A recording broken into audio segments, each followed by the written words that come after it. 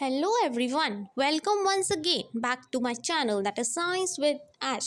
So today we will be discussing about the class 10 science chapter 3rd part 2 chemical properties of metal and non-metals. So now we will learn about the chemical properties of metal. Previous video में हमने पढ़ा था कि physical properties क्या होती हैं metals और non metals की।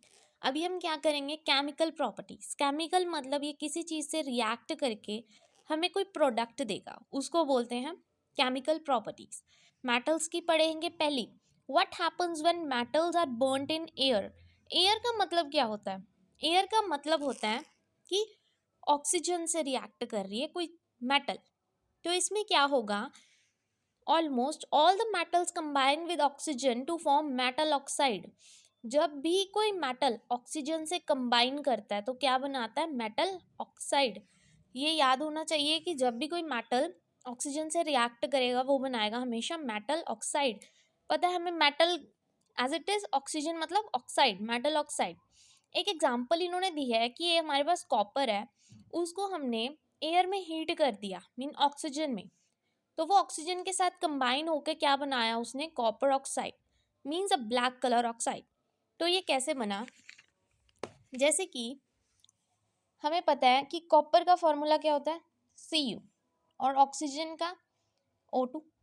Cu प्लस O2 इन्होंने कंबाइन किया और क्या बना? CuO।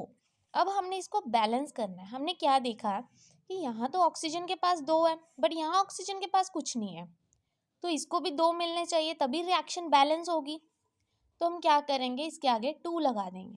अब ये 2 ऑक्सीजन के हैं, यही 2 कॉपर के हैं, बट यहाँ पे तो कॉपर का कुछ नहीं है, तो हम क्या करेंगे? बैलेंस करना है, तो ये 2 हम इसको भी दे देंगे। मीन्स 2 कॉपर के 2 ऑक्सीजन के, यहाँ पे 2 कॉपर के 2 ऑक्सीजन के हो गया। मीन्स क्या किया हमने? कॉपर को, ऑक्सीजन को हम एज अ एयर मानते हैं, एयर में रिएक्ट किया तो क्या बना हमारे पास? कॉपर ऑक्साइड बन गया हमारे पास, black colour oxide you can say, copper oxide. उसके बाद सेम एग्जांपल जैसे हमने कॉपर की है, यहाँ एल्यूमिनियम की करेंगे। अगर एल्यूमिनियम को ऑक्सीजन से रिएक्ट करते हैं तो हमारे पास क्या आता है? Aluminium oxide. अब आगे recall from chapter 2 how copper oxide react with hydrochloric acid. Means HCl एक एसिड है। क्या होता है कि जब भी कॉपर ऑक्साइड बोला इन्होंने, कॉपर ऑक्साइड एक बेस है और HCl एक एसिड है। जब भी बेस और एसिड रिएक्ट करते हैं उस रिएक्शन को हम क्या बोलते हैं? Neutralisation reaction. तो इसमें क्या होगा? CuCl2 एज इट इज, और ये इसका वाटर निकल आएगा प्रोडक्ट। ये होती है न्यूट्रलाइजेशन रिएक्शन, जहाँ बेस और एसिड रिएक्ट करते हैं एक दूसरे से और क्या प्रोडक्ट देते हैं? वाटर। इसके बाद एक चीज़ आपको पता होनी चाहिए कि जो मेटल ऑक्साइड होते हैं वो क्या होते हैं? हमेशा बेसिक इन नेचर। बट कुछ मेटल ऑक्साइड होते हैं जैसे aluminium oxide, zinc oxide, they show both acidic and basic behaviour. ये आपको याद रखना है कि एक होता है एल्यूमिनियम ऑक्साइड, एक है जिंक ऑक्साइड। ये एसिडिक मीडियम में भी एक्ट करता है और एज अ बेस भी एक्ट करता है। और जब भी कोई चीज़ एज अ एसिड भी एक्ट करती है और एज अ बेस भी एक्ट करती है, उस चीज़ को हम बोलते हैं एम्फोटेरिक ऑक्साइड। याद रखना, ये एम्फोटेरिक ऑक्साइड क्या होता है? जब एक ही चीज़ एसिड की तरह भी बिहेव कर सकती है और बेस की तरह भी, उसको बोलते हैं एम्फोटेरिक ऑक्साइड। उसके बाद हम क्या करेंगे, यहाँ पे एक सैम्पल देखेंगे कि एल्यूमिनियम की। एल्यूमिनियम ऑक्साइड लिया हमने, HCl क्या है हमारे पास? एसिड। NaOH क्या है? बेस। अब यही एल्यूमिनियम ऑक्साइड एसिड के साथ भी रिएक्ट कर रहा है और बेस के साथ भी रिएक्ट कर रहा है। इससे पता लगता है इसकी क्या नेचर है एल्यूमिनियम ऑक्साइड की? Amphoteric nature. उसके बाद most of the metal oxides are insoluble in water. कुछ मेटल ऑक्साइड होते हैं जो वाटर में इनसॉल्युबल होते हैं, मीन्स वाटर में घुलते नहीं हैं। But some of them dissolve in water and form alkali. कुछ होते हैं जो पानी में डिजॉल्व हो जाते हैं। Sodium oxide and potassium oxide dissolve in water to produce alkali. कुछ होते हैं जो नहीं डिजॉल्व करते, कुछ होते हैं डिजॉल्व कर जाते हैं और अल्कली फॉर्म करते हैं। कौन से होते हैं वो? Sodium oxide and potassium oxide. जैसे ये रहा, सोडियम ऑक्साइड वाटर के साथ रिएक्ट किया और अल्कली बना दिया, सोडियम हाइड्रोक्साइड, और पोटेशियम का किया, पोटेशियम हाइड्रोक्साइड बना दिया। ओके, उसके बाद आता है different metal show different reactivity towards oxygen, कि हर एक मेटल की अपनी एक रिएक्टिविटी होती है ऑक्सीजन को लेकर। बट इसमें जो एक मेन क्वेश्चन है जो आपको पता होना चाहिए कि एक पोटेशियम और जो सोडियम है ये क्या करते हैं, इनको हम कभी भी खुला नहीं रखते। इनको हम खुला क्यों नहीं रखते? बिकॉज ये ऑक्सीजन के साथ इतनी बुरी तरह रिएक्ट करती है कि ये क्या होता है, आग भी लग सकती है अगर हम इसको ओपन में रखेंगे, क्योंकि ये हवा के साथ बहुत जल्दी रिएक्ट कर जाते हैं। इसलिए इसको खुले में नहीं रखते और इसको कैरोसिन में डुबो के रखते हैं। Hence, to protect them and prevent accidental fires, they are kept immersed in kerosene oil. याद रखना ये क्वेश्चन कि पोटेशियम और सोडियम को कैरोसिन में क्यों रखा जाता है, because they catch fire very easily if kept in open. उसके बाद iron doesn't burn on heating, जो आयरन होती है हीट करने पे बर्न नहीं होती, बट जो आयरन फिलिंग्स है वो बहुत ज़्यादा विगरसली बर्न करती हैं। विगरसली मीन्स बहुत ज़्यादा तेज़ी से, when sprinkled in the flame of the burner. जो कॉपर होता है वो बर्न नहीं करता, बट जो हॉट मेटल होता है coated with the black coloured layer of copper oxide, silver and gold do not react with oxygen at even high temperature. But सिर्फ सिल्वर और गोल्ड ऐसे हैं जो ऑक्सीजन से रिएक्ट नहीं करते हाई टेम्परेचर पर। बस इसमें से ज़्यादा कुछ नहीं पढ़ना, बस आपको सिर्फ ये पता होना चाहिए कि पोटेशियम और सोडियम को हम मतलब खुले में क्यों नहीं रखते, इसको कैरोसिन में क्यों रखते हैं, because it reacts vigorously. Vigorously ये वर्ड ज़रूर लिखना है आपने कि विगरसली मतलब बहुत ज़्यादा तेज़ी से रिएक्ट करते हैं। उसके बाद what will happen if metals react with water. अभी पढ़ा था हमने कि जो मेटल्स है रिएक्ट कर रहे हैं एयर से, मीन्स ऑक्सीजन से। अब पढ़ेंगे कि वाटर से रिएक्ट करते हैं तो क्या होता है। So metals react with water and produce metal oxide and hydrogen gas. जब भी मेटल वाटर से रिएक्ट करता है तो वो मेटल ऑक्साइड बनाता है या हाइड्रोजन गैस बनाता है, और जब यही मेटल ऑक्साइड को फिर से हम वाटर से रिएक्ट करते हैं तो मेटल हाइड्रोक्साइड बनाता है। जो मेटल्स होते हैं जैसे पोटेशियम हो गया और सोडियम, पोटेशियम सोडियम तो लेकर ही चलना है हर एक में, रिएक्ट करते हैं वायलेंटली कोल्ड वाटर के साथ। In case of sodium the reaction is so violent exothermic that the evolved hydrogen immediately catches fire. इसमें क्या है कि जब हम पोटेशियम और जो सोडियम होता है वो कोल्ड वाटर में, ठंडे पानी में बहुत ज़्यादा इजीली रिएक्ट कर जाता है, तो इसमें क्या होता है, रिएक्शन एक्सोथर्मिक हो जाती है। मीन्स एक्सोथर्मिक मतलब जिस रिएक्शन में हीट बाहर निकले उसको बोलते हैं।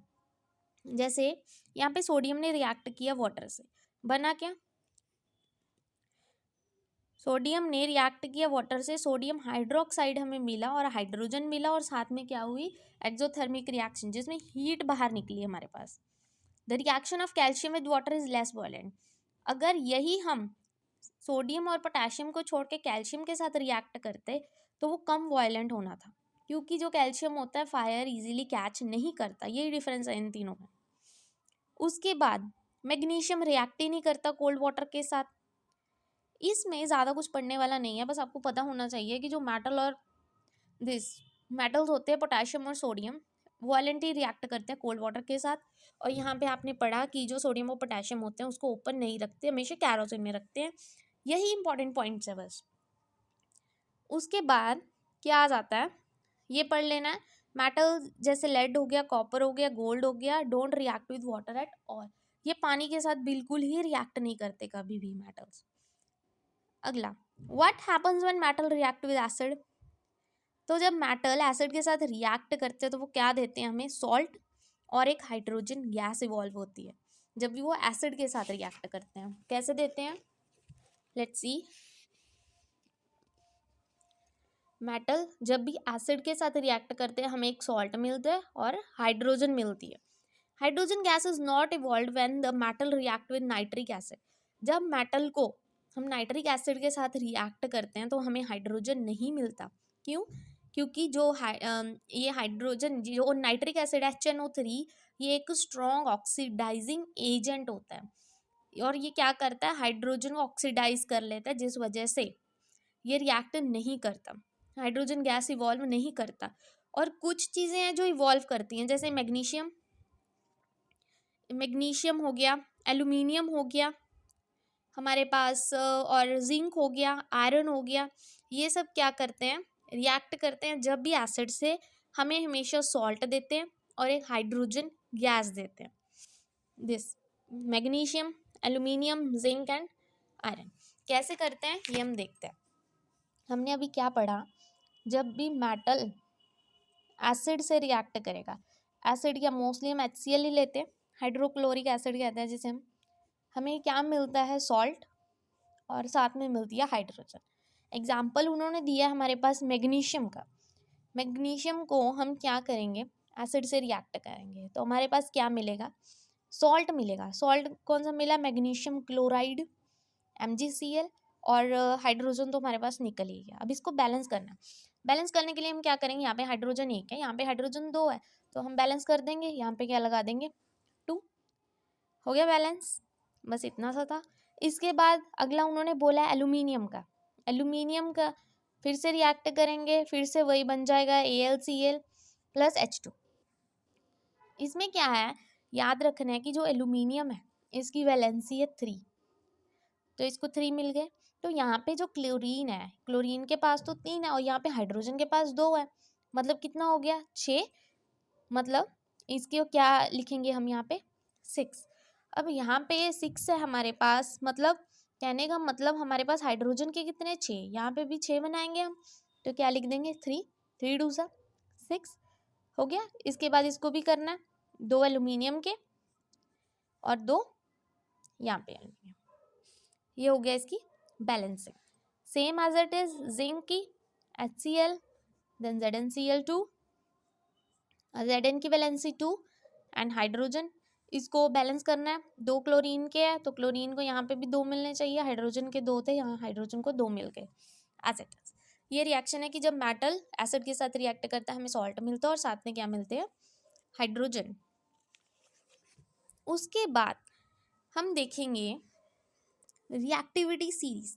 ये रिएक्टिविटी सीरीज आपको याद करनी होंगी, तो आप क्या करेंगे, मतलब जस्ट रिमेंबर करना है, इतना भी याद नहीं करना इसको, सिर्फ आपको पता होना चाहिए कि सबसे ज़्यादा रिएक्टिव कौन सा मेटल होता है। अभी हमने पढ़ा ना, ये तो आपको पता ही है, सोडियम पोटेशियम सबसे ज़्यादा रिएक्टिव होते हैं एयर से, इसीलिए इसको हमेशा कैरोसिन में रखा जाता है ताकि वो रिएक्ट ना कर जाए और एक्सप्लोजन वगैरह ना हो। सबसे कम रिएक्ट करते हैं कौन से, सिल्वर और गोल्ड और मरकरी, ये तो आपको पता ही है। सबसे ज़्यादा सोडियम पोटेशियम, सबसे कम मरकरी, सिल्वर एंड गोल्ड, बस ये याद कर लो, दैट्स इनफ। उसके बाद यहाँ पे एक टॉपिक है, how do metals and non metals react, कि जो मेटल्स होते हैं और नॉन मेटल्स होते हैं वो एक दूसरे से रिएक्ट कैसे करते हैं। तो यहाँ पे हम क्या करेंगे, बहुत ही सिंपल सी एक चीज़ समझनी है। इन्होंने जैसे हमें दिया मेटल, एक मेटल है हमारे पास सोडियम, नॉन मेटल है हमारे पास क्लोरीन, ये एक दूसरे से रिएक्ट कैसे करते हैं।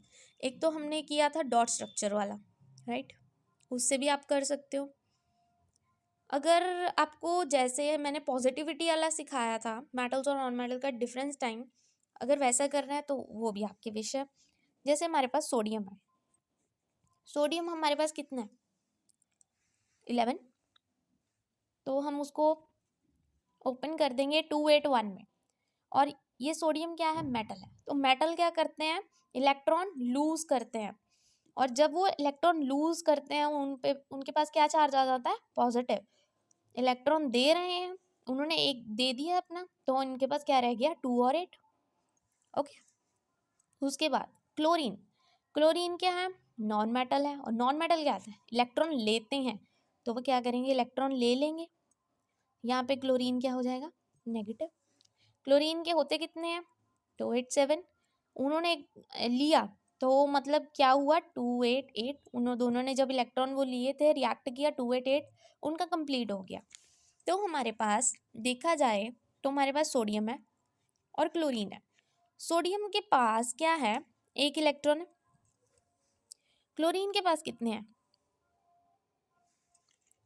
2 3 4 5 6। तो उन्होंने क्या किया, सोडियम ने अपना एक दे दिया इसको, सोडियम ने अपना जो एक इलेक्ट्रॉन था उसको दे दिया। कहने का मतलब यही चीज़ यहाँ पे समझाई गई थी कि उन्होंने एक इलेक्ट्रॉन दिया, ये सोडियम के पास एक बच गया था, उसने दे दिया। क्लोरीन के पास एज इट इज थे, उसके पूरे हो गए। तो यहाँ पे 1 2 3 4 5 6 7 7 थे, उसने इलेक्ट्रॉन लिया, ठीक है, एक इलेक्ट्रॉन ले लिया। और जब उसने लिया तो वो कंप्लीट हो गया। कंप्लीट होकर इसकी रिएक्शन क्या बनी, जो सोडियम है जिसने दिया वो तो पॉजिटिव हो गया, और जिसने लिया 1 2 3 4 5 6 7 8 ये हो गया पूरा, और नेगेटिव चार्ज साथ में। ये इसका स्ट्रक्चर बन गया कि कैसे उसने लूज किया, कैसे उसने गेन कर लिया। वही चीज़ उन्होंने ऐसे रिएक्शन में समझाई है। इट डिपेंड्स ऑन यू, अगर आपको ऐसे समझ आते तो आप ऐसे कर लो, अगर सीधा कर सकते हो तो वो भी आपकी विश है। उसके बाद यहाँ पे भी सेम बताया गया, एक मेटल लिया और एक non metal. Metal as it is magnesium लिया, हमारे पास मैग्नीशियम के पास 2 थे, और जो मेटल क्या करते हैं वो लूज कर देते हैं। 2 इलेक्ट्रॉन्स उसने अपने दे दिए, 2 इलेक्ट्रॉन्स थे उसने दे दिए। और क्लोरीन का क्या था, 7 था, उसने लेके अपना कंप्लीट कर लिया, उसके पास कंप्लीट हो गए। क्लोरीन हमारे पास 2 थे, Cl2, और मैग्नीशियम थे, मैग्नीशियम के पास 2 थे, उसने क्या किया, एक ऊपर वाले क्लोरीन को दे दिया एक इधर, और Cl2 as it is complete हो गया, उसको मिल गया। That. उसके बाद आ जाती है properties of ionic compounds. Ionic compounds हमने पहले पढ़ा था चैप्टर में कार्बन और इट्स कंपाउंड्स में कि हमारे पास कोवलेंट बॉन्ड होता है। कोवलेंट बॉन्ड क्या होता है, कोवलेंट कंपाउंड्स जो होते हैं वो एक दूसरे से शेयरिंग करते हैं, और जो आयनिक कंपाउंड है वो क्या करते हैं, transfer of electrons, electron transfer करता है। ये जो हमने ट्रांसफर वाला किया अभी, उसकी कुछ प्रॉपर्टीज होती हैं आयनिक कंपाउंड्स की। फिजिकल प्रॉपर्टी, पहले हम फिजिकल नेचर पढ़ेंगे। क्या होता है कि जो आयनिक होते हैं वो सॉलिड्स होते हैं, हमेशा सॉलिड होते हैं नेचर के, और कुछ को हार्ड भी होते हैं। क्यों क्यों होते हैं, क्योंकि जो फिजिकल होते हैं ना, मीन्स उनका फिजिकल नेचर है, जो आयनिक कंपाउंड्स होते हैं उनमें स्ट्रॉन्ग फोर्स होती है अट्रैक्शन की, एक दूसरे की तरफ खींचे चले जाते हैं, मीन्स पॉजिटिव और नेगेटिव। हमें पता है जो अलग अलग चार्जेस होते हैं वो एक दूसरे में क्या होता है, अट्रैक्शन, और जो सेम सेम होते हैं उनमें क्या होती है, रिपल्शन। तो बस these compound generally brittle and break into pieces when pressure is applied. जब ज़्यादा प्रेशर लगता है तो ये ब्रेकअप हो जाते हैं। Second, melting and boiling point. जो आयनिक कंपाउंड्स होता है उनका मेल्टिंग और बॉइलिंग पॉइंट बहुत ज़्यादा क्या होता है, हाई। क्यों होता है, बिकॉज इनको ज़्यादा एनर्जी चाहिए, क्योंकि इनका बॉन्ड क्या था, स्ट्रॉन्ग था। बॉन्ड तोड़ने के लिए ज़्यादा एनर्जी चाहिए, तो इसलिए हाई मेल्टिंग और high boiling point. Next is solubility. Solubility में क्या पढ़ा था कि जो इलेक्ट्रोवेलेंट कंपाउंड्स होते हैं वो जनरली सॉल्युबल होते हैं वाटर में, एंड इनसॉल्युबल किस में होते हैं, कैरोसिन और पेट्रोल में। Next is conduction of electricity. Conduction of electricity through a solution involves. जब इलेक्ट्रिसिटी हम देते हैं तो क्या होती है, जो चार्ज पार्टिकल्स होते हैं, चार्जेस होते हैं प्लस माइनस वाले, वो मूव करना स्टार्ट कर देते हैं। सोल्यूशन होता है जो आयनिक कंपाउंड्स का in water contains ions which moves to the opposite. मतलब क्या करते हैं, वो ऑपोजिट साइड में मूव कर जाते हैं जहाँ पे इलेक्ट्रिसिटी पास हो रही है। When electricity is pass through solution, ionic compounds in the solid don't conduct electricity. जो आयनिक कंपाउंड्स होते हैं सॉलिड स्टेट में कभी भी इलेक्ट्रिसिटी कंडक्ट नहीं करते। क्यों, क्योंकि जब जो आयंस होते हैं कभी भी सॉलिड में मूव नहीं कर सकते। सॉलिड क्या होता है, सॉलिड का स्ट्रक्चर हमने पढ़ा था, उसमें क्या होता है, सारे पास पास होते हैं, रिजिड होते हैं, और जब भी इलेक्ट्रिसिटी आप इसको दोगे तो ये कहीं पे भी मूव नहीं कर पाएगा, क्योंकि ये खुद सॉलिड स्ट्रक्चर है। तो आयनिक कंपाउंड्स में क्या होता है, आयंस की मूवमेंट नहीं होती। Ionic compounds conduct electricity in the molten state. This is possible in molten, since electrostatic force of attraction oppositely charged ions are overcome due to heat. Ions move freely and conduct electricity. Solid state में ions नहीं move कर सकते, but molten state में move कर सकते हैं। तो इसके बाद आता है occurrence of metals। ये सब आपके सिलेबस में नहीं है, तो ये सब आप नहीं करोगे। I hope today's video is useful for you. So please don't forget to like and subscribe my channel. Thank you very much.